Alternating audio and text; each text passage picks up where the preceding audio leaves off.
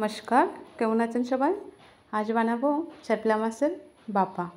শস্য বাটা আর নুন দিয়ে আমি চাপলা মাছটা মেখে নেব।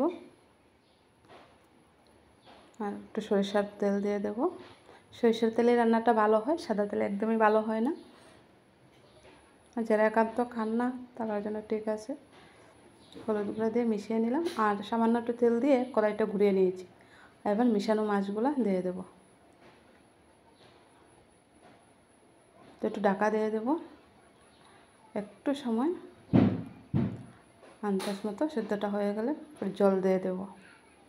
পরে একটা জাল উঠে আসলেই নামিয়ে নিলেই রেডি। তাই দেখো আমি আমার পরিমাণ মতো জল দিয়ে দিয়েছি, তাই একটা বলক উঠে এসেছে।